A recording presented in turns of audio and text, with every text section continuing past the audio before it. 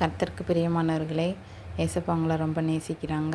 இன்றைக்கு நமக்குரிய வார்த்தை, நான் உன்னோடு கூட இருந்து உன்னை ஆசீர்வதிப்பேன். ஆதியாகமம் 26:3. பிரியமானவர்களே, இது யாருக்கு அப்படின்னா ஆபிரகாம் மகனாகிய ஈசாக்குக்கு.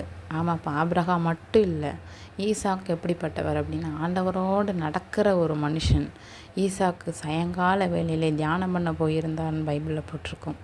அப்போ ஈசாக்கு என்ன பண்ணுறாருனா ஆண்டவரோடு இருக்கிற ஒரு மனுஷன்.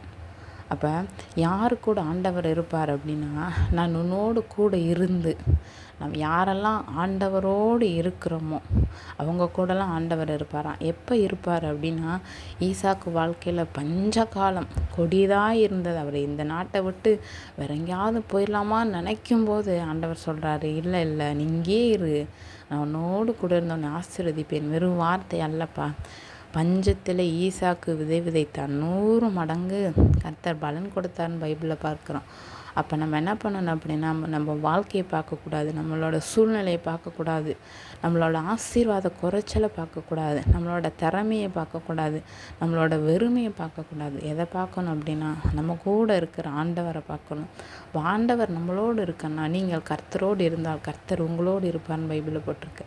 இப்போ ஒவ்வொரு நாளும் நம்ம ஆண்டவரோடு எப்படி இருக்கிறதுனா, அனுதினமும் வேத வாசிக்கிறது, ஜெபிக்கிறது, ஆண்டவர் வார்த்தைக்கு கீழ்ப்படிந்து நடக்கிறது, இதுதான் ஆண்டவரோடு இருக்கிறது. அப்படி நம்ம வாழும்போது பஞ்ச காலமாக இருந்தாலும் மழைக்காலமாக இருந்தாலும் ஆண்டவர் என்ன பண்ண மாட்டார், நம்மளை கைவிடவே மாட்டார்.